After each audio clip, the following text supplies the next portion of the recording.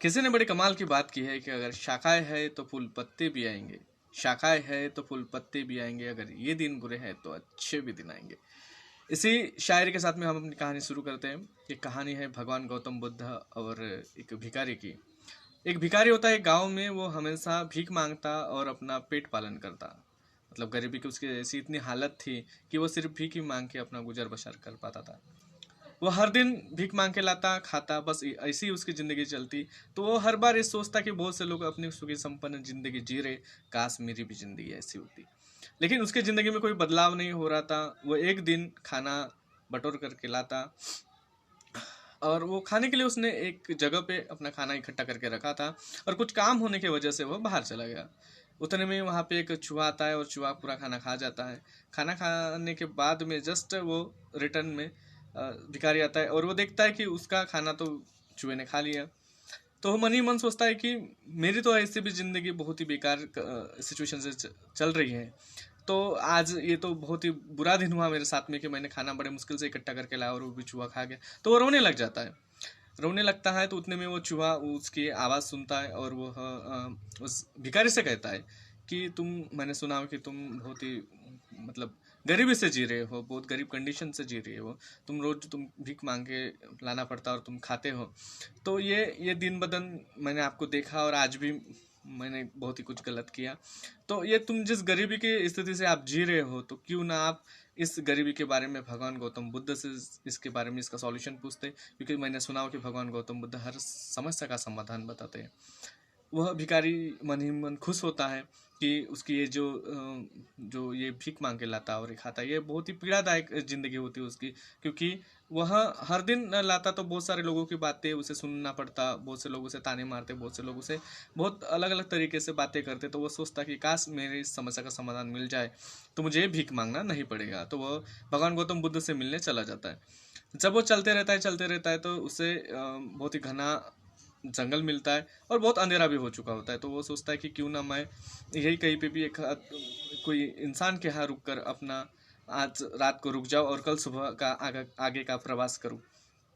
तो वो वहाँ पे एक पास में उसे एक झोपड़ी दिखाई देती है। झोपड़ी में एक फैमिली रहती है, जो एक गरीब किसान रहता है और उसकी पत्नी रहती है, और उनके साथ में एक 16 साल की उनकी बेटी रहती है, जो कभी बोल नहीं पाई, अभी तक के 16 सालों से कभी बोल नहीं पाई। तो वह किसान के घर जाता है तो किसान को बोलता है कि मैं यहाँ एक रात के लिए यहाँ रुक सकता हूँ क्या।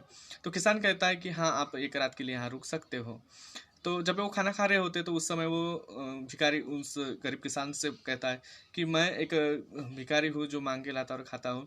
तो मैं भी भगवान गौतम बुद्ध से सवाल पूछने के लिए जा रहा हूँ कि ये मेरी गरीबी और ये जो मेरी दुविधा स्थिति, जो बहुत ही कठिन परिस्थिति से मैं जी रहा हूँ, ये कब दूर होगी। तो गरीब किसान की पत्नी ये कहती कि आप अगर भगवान गौतम बुद्ध से अपनी समस्या का समाधान ढूंढने के लिए जा रहे हो तो काश आप भी मेरा एक सवाल पूछते जाते। तो वो भिखारी कहता है कि आपका सवाल क्या है। तो वो कहती कि मेरे 16 साल से एक बच्ची है, 16 साल की बच्ची है, वो 16 सालों से कुछ बोल नहीं पाई, एक भी शब्द अभी तक उसने नहीं बोली। तो भगवान गौतम बुद्ध से पूछना कि मेरी लड़की कब बोल पाएगी। तो वो सुबह उठकर भिखारी उनको धन्यवाद बोलता है और वहाँ से निकल जाता है और कहता है कि मैं आपके एक समस्या के बारे में भगवान गौतम बुद्ध से ज़रूर पूछूंगा। जब वो आगे निकल जाता है, बहुत ही घनी पहाड़ियाँ दिखाई देती है। घनी पहाड़ियाँ होने की वजह से वो उसे लांग कर नहीं जा सकता। तो वहाँ पे एक उसे जादूगर दिखाई देता है जो अपनी छड़ी के साथ में होता है।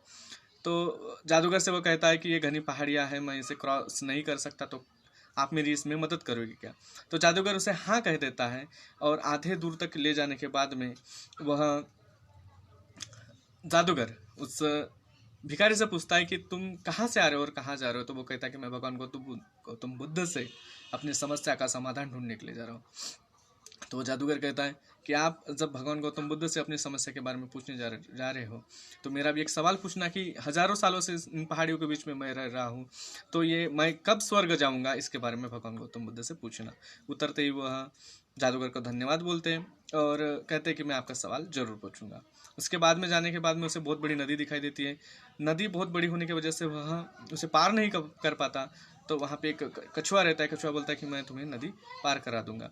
आधे रास्ते तक जाने के बाद में कछुआ बोलता है कि आप कहाँ से आ रहे हो और कहाँ जा रहे हो। तो भिखारी कहता है कि मैं भगवान गौतम बुद्ध से अपनी समस्या का समाधान ढूंढने के लिए जा रहा हूँ। तो वो कहता है कि मैं 500 सालों से इस पानी में, इस दलदल के बीच में रह रहा हूँ, बहुत सी समस्या, कठिन परिस्थिति का सामना कर रहा हूँ। तो भगवान गौतम बुद्ध से पूछना कि मैं कब ड्रैगन बनूंगा। तो इसके बाद में दूसरे किनारे पर पहुंचते ही भिखारी उस कछुए को धन्यवाद बोलता है और वो आगे निकल जाता है भगवान गौतम बुद्ध से मिलने के लिए। कुछ दूर चलने के बाद में भगवान गौतम बुद्ध का बुद्ध विहार उन्हें दिखाई देता है। उस आश्रम में पहुंचने के बाद में, बुद्ध विहार में पहुंचने के बाद में भगवान गौतम बुद्ध को वह त्रिवार वंदन करता है और वो भगवान गौतम बुद्ध से बोलता है कि मैं कुछ समस्या लेकर आया हूँ, कृपया उसका समाधान बताएं। तो भगवान गौतम बुद्ध बोलते कि मैं तुम्हारे सिर्फ 3 ही समस्याओं का समाधान आपको बता सकता हूँ। तो वह भिखारी मन ही मन सोचता है कि मेरे पास तो 4 समस्या है, मैं ये 3 समस्या कैसे भगवान गौतम बुद्ध से पूछूं। तो वह सोचता है कि हाँ, मेरी ये जो गरीबी की कंडीशन है, मैं वो तो हर दिन भीख मांग के लाता और खाता हूँ, लेकिन वो जो 16 साल से लड़की जो बोल नहीं पा रही है, जो बात नहीं कर पा रही है, उसकी समस्या सबसे बड़ी है। उस जादूगर की समस्या बड़ी है जो 1000 सालों से पहाड़ों के बीच में रह रहा है, वो स्वर्ग जाना चाहता है। तीसरी समस्या सबसे बड़ी कछुए की है जो 500 सालों से उस कीचड़ भरे दलदल भरी जिंदगी जी रहा है, जिसे ड्रैगन बनना है। तो वह सोचता है कि ये मेरी समस्या से बढ़कर इनकी समस्या बड़ी है। तो वह सबसे पहले उन तीनों की समस्या पूछता है। तो सबसे पहले कछुए की समस्या भगवान गौतम बुद्ध से पूछता है। तो भगवान गौतम बुद्ध कहते हैं कि जिस दिन वह कछुआ अपना कवच छोड़ देगा, उसी दिन वह ड्रैगन बन जाएगा। जादूगर की समस्या का समाधान भगवान गौतम बुद्ध बताते हैं कि जिस दिन वह अपनी जादुई छड़ी छोड़ देगा, उस दिन वह स्वर्ग चला जाएगा।